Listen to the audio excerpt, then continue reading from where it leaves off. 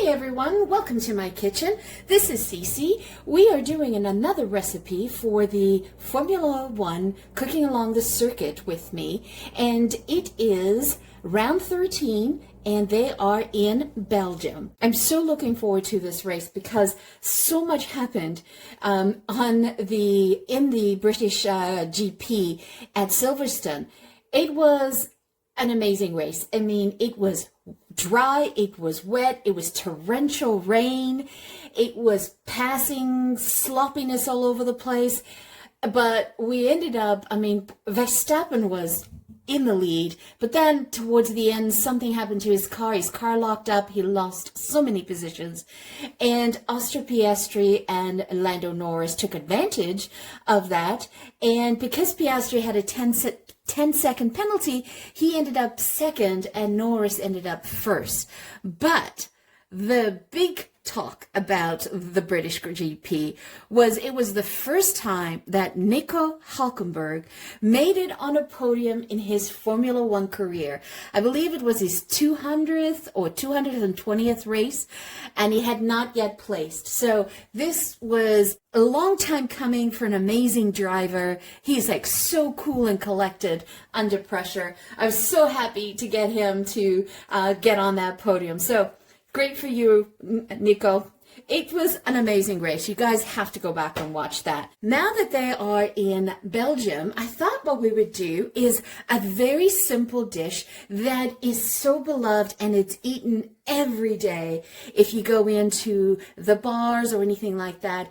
It is Moules Marinières avec frites, which is basically mussels in a white wine shallot sauce with garlic, and they serve it with French fries on the side and with mayo. The Belgian people from Belgium eat their French fries with mayo. So what we're going to do is we're going to prepare the mussels. So I picked up the mussels from the fishmonger, and what I asked them to do is I had them packed in ice when I brought them home, and they've been sitting in the fridge on ice until I'm ready to use it. So you definitely want to pick up the mussels the same day that you are going to use it. So I'm just gonna pop this out. Oh, smells like the sea.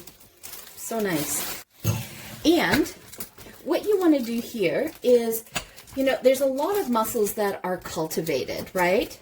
And these are cultivated, they're organic, and I love to buy them because there's very minimal cleaning that needs to happen with these. Sometimes, like the best mussels to get is the mussels from PEI, so from Prince Edward Island on the east coast of Canada, because they are farmed and they do not have the beards on them.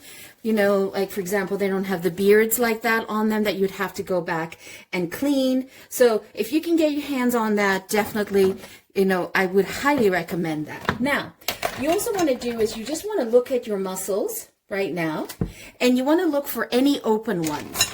If you have any open ones, you want to discard them completely. And that's why, that is why you definitely want to purchase them and get them put on ice ASAP. Okay, so they're good. So I don't have any open ones. Perfect.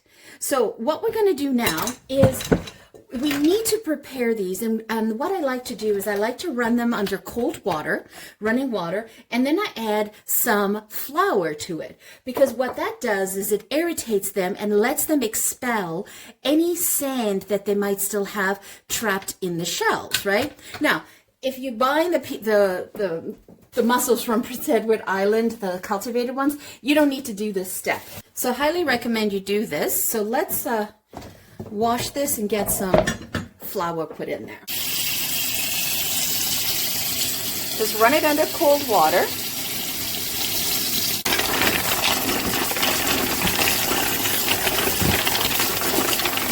And then what I like to do is I actually like to throw this water out and put some new water in there. I have about 2 pounds of mussels here, and about a tablespoon of flour. What you want to do is just want to mix it in. Just add it in. I mean, if you want to add more flour, you can, but why waste? So just let that hang out there, and then we will get these cleaned as well when we go to put them in the pot. Now, I love doing this dish. This dish is like the simplest dish you could possibly make. And it is a great dish because it feeds a crowd. And it's a great starter when you got a bunch of people coming over as well. So, highly recommend it.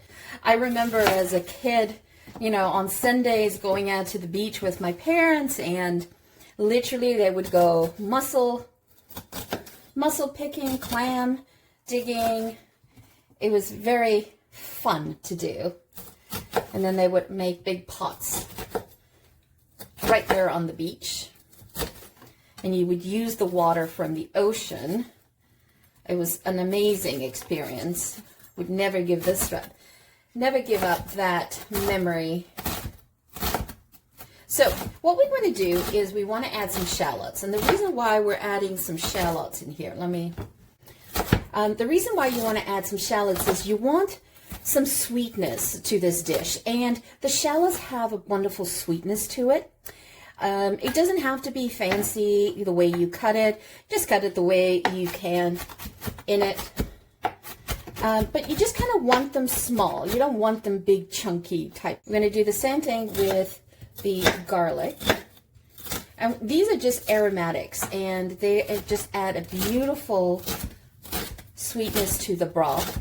And we're going to steam the mussels in wine, white wine. Now, what I recommend, the type of white wine you use. You don't want to use a heavy wine like a woody type of, an oaked type of Chardonnay.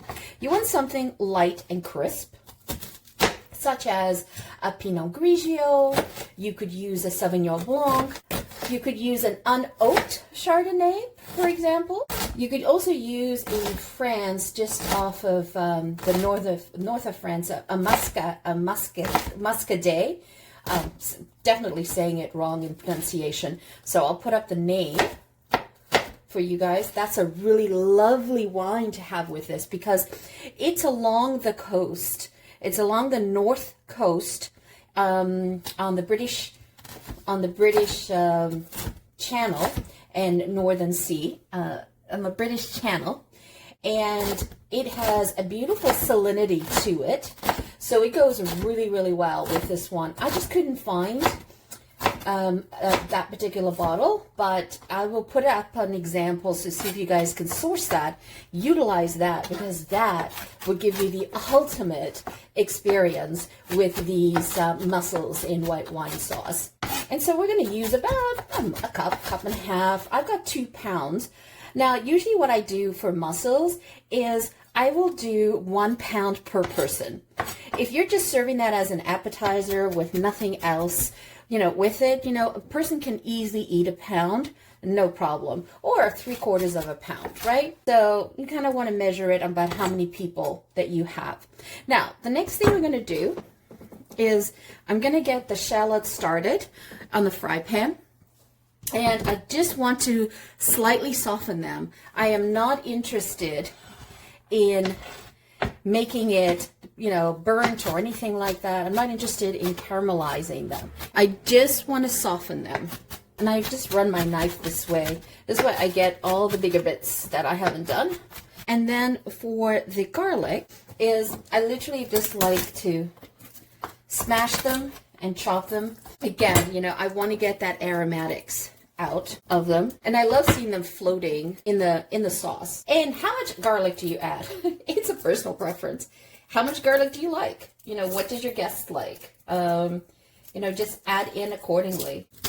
We love garlic. You can never go wrong with garlic, because I find that the garlic also adds a wonderful sweetness to it. It's not pungent at all. Adding in just a little bit of olive oil. You can use canola oil, vegetable oil, whatever is neutral. I like the olive oil. I'm going to turn this down a bit. I was chatting too much with you and my stove was up too high.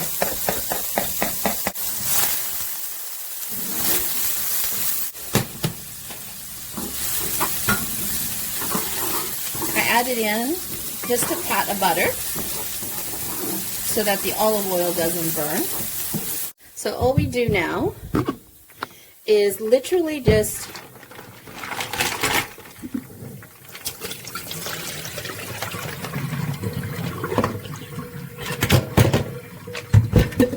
and then what I do is I just run it through cold water again and clean up any of the beards. And I look for any of the shells. You see, like this one? That one's broken, so I'm throwing that one out. And then I just run that through. And then some of these, I need to clean them up, right? So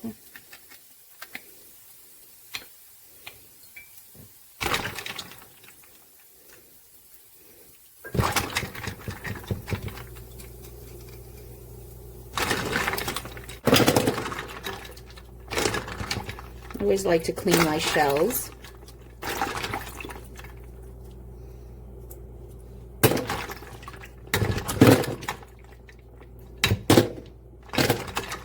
And I'm looking for any ones that have opened. Nope.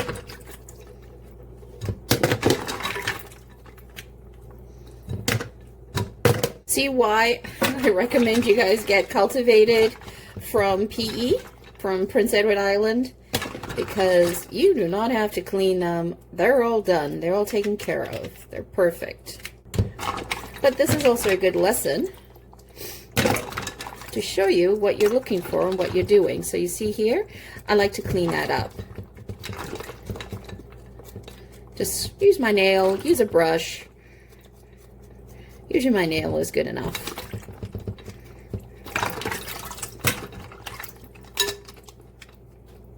And I would recommend that you have this all done before you start, you know, sauteing your onions, your shallots, and your garlic.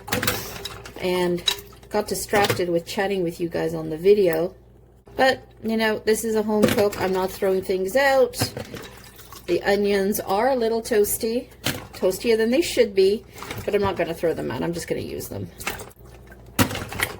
See, this one's open, so that gets discarded. It is an important step. You want to make sure. And this mollusk over here has got a lot of, so we'll just clean it. Because I don't want this to get into the broth, right? So it's important that you spend the time and you get it nice and cleaned. See, now this one is slightly open, right? And if I try to, and see if it comes back, it closes itself. No, so I'm going to get rid of that one as well. So the trick is, anything that's open, before you cook it, you throw it out. Anything that's closed after cooking it, steaming it, you throw it out.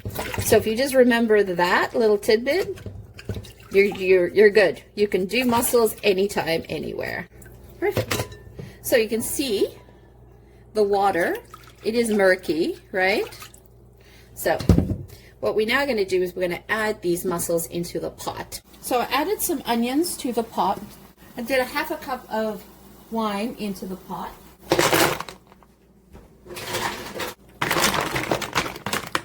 I'm going to add in a little bit more of the wine. And then you want to put the lid on and let that steam. So you want to let it steam for about a minute and a half to 2. You don't want to go anything longer than that. Okay, so you didn't see me. I forgot to hit record, but I added in some freshly chopped Italian parsley, and then I put a pinch in of a fleur de sel, which is this beautiful French sea salt, and a dash of white pepper. And the reason why I do the white pepper is I don't want the spiciness of the pepper. I want the soft aromatics that white pepper brings to the dish. So you want to leave that there for about a minute and a half to 2. Okay, so they're perfectly done. So what I wanted you to see is, whoops, let me just turn this off, is they have to be plump. See that? Nice and plump. Perfect. We are talking Belgium. It has French influences. And we need a pat of butter. We need like 2 tablespoons of butter. Trust me, you're going to need this. It's well worth having it in there. Adds a gorgeous creaminess to it. Just let it melt. All right, we're going to take this off the stove and then we'll plate it. Look at that. Woohoo. Oh, so yummy. The way I like to serve it is like to serve it with some French fries and some garlic mayo. You can make your own garlic mayo, or you can just simply pick up something like that. Make it easy, why not? And this meal is not complete without having some Belgian strong ale, because this is what you would order in the pub. Look at that gorgeous color. And I love this particular beer, especially in the summer, because it's got a citrus grapefruit note to it.